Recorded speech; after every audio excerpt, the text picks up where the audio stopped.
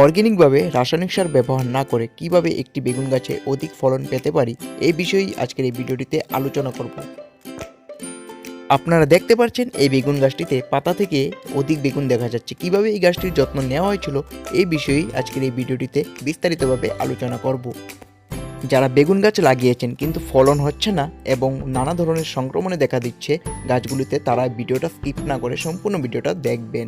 ভিডিওটি থেকে আপনারা অনেকটা উপকৃত হতে পারবেন।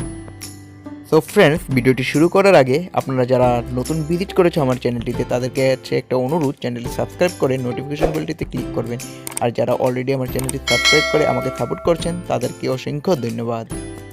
বেগুন গাছের ভালো গ্রোথের জন্য সানলাইট খুব প্রয়োজন। তার জন্য বেগুন গাছটি এমন জায়গায় লাগাতে হবে যেখানে অতি কমে 6-7 ঘন্টা রৌদ্র পায়।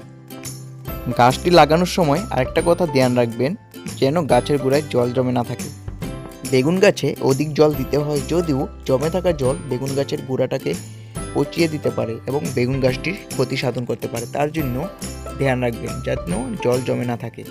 মাঝে মাঝে গাছের পাতাগুলোকে ধুয়ে দেবেন জল দিয়ে, কেননা এই গাছের পাতাগুলোতে মিলিবাগে অধিক সংক্রমণ করা দেখা যায়।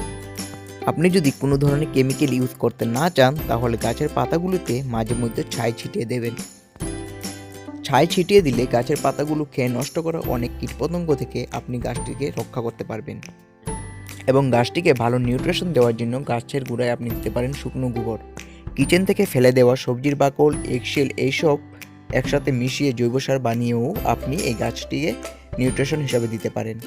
এই কয়েকটি পদ্ধতি অবলম্বন করে আপনিও পেতে পারেন অনেক ফসল। ধন্যবাদ সম্পূর্ণ ভিডিওটি দেখার জন্য।